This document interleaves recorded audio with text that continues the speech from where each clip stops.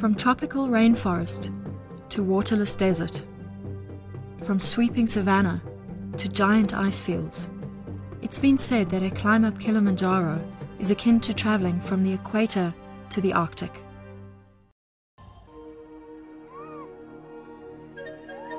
The round-trip climb of Kilimanjaro will take 6 days in total. 4.5 days will be spent on the ascent, and 1.5 days are allowed for the descent. The Machami route climbs and traverses the southwest flanks of Kilimanjaro and is noted for being the most scenic of the established trails on the mountain. 5 different climate zones are found on Kilimanjaro. The climb begins in the forest zone, a dense tropical rainforest. Damp, warm, still, the trail slippery at times.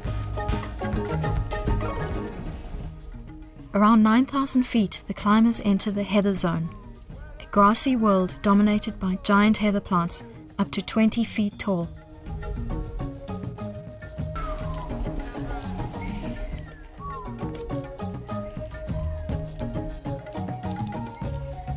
After 5 hours of hiking and nearly 4,000 vertical feet gained, the team enters Camp 1, Machami Camp, at 10,000 feet. Late afternoon clearing allows for a quick glimpse of Kilimanjaro's icy domed summit. A long way still to go. For the next 2 days, the team will climb up to 14,000 feet, but sleep at the more comfortable 12,000 foot level, a test for the higher altitudes to come. This traverse of the mountain brings the team up into the moorland zone, characterized by scrubby vegetation, studded with boulders and rocky outcrops. Descents into steep, well-watered valleys take the team through pockets of giant lobelia plants, exquisite and unique to this environment. Barranco Camp at 12,800 feet, the close of day 3. A magnificent setting perched on the edge of a huge valley carved from the southern face of the mountain. The team is 2 days away from the summit. You know, you say you're trekking up Kilimanjaro, it sounds like it's like a stroll in the park. It ain't that way. But with the techniques that you're taught, I think you can do it. I've been doing all the breathing exercises that they've recommended, and I feel very good about being able to handle the altitude now. Day 4 begins early with a scramble up the Barranco wall, a technical challenge. Pick the spot with your eye before you put your foot or your hand there. Climb with your eye. A climb of Kilimanjaro is predominantly a hike or trek, but the days are long, walking from 5 to 8 hours on most days, and up to 12 hours on summit day. Getting real firm here with the loose pebbles. Be forward and don't let the mountain work you. You work the mountain. Day 4 is a long and challenging hike to High Camp.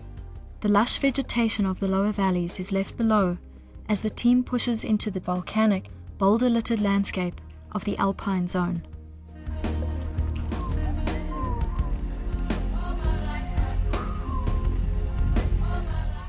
Pushing up into 15,000 feet.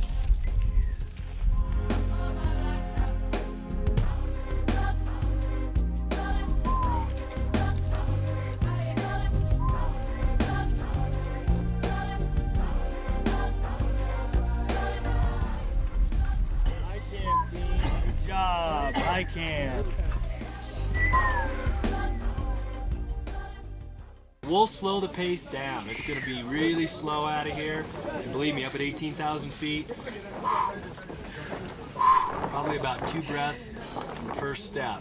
Keeping in mind that when we're at 19,000 feet, just to finish the day, we have to walk downhill 9,000 vertical feet. And so that's a little bit of work in itself. But the way this has been going, you guys have seen it. We evaluate, we're cheerleaders, but we're realistic. Won't compromise safety. Safety is our #1 priority. It really boils down to if you become a liability to yourself or to anybody else on this trip, then we need to make a decision. I think you guys can understand that.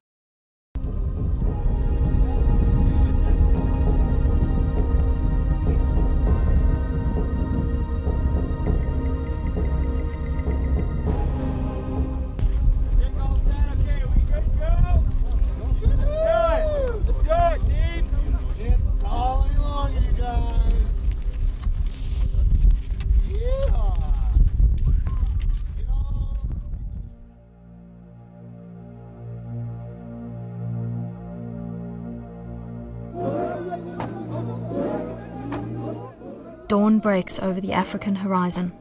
The team looks down on Mwenzi Peak at 17,800 feet, high on the shoulder of Kilimanjaro.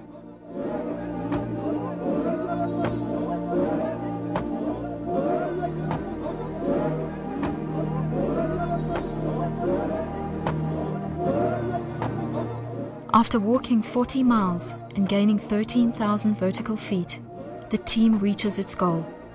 The crater rim and Uhuru Peak, the summit of Kilimanjaro at 19,340 feet.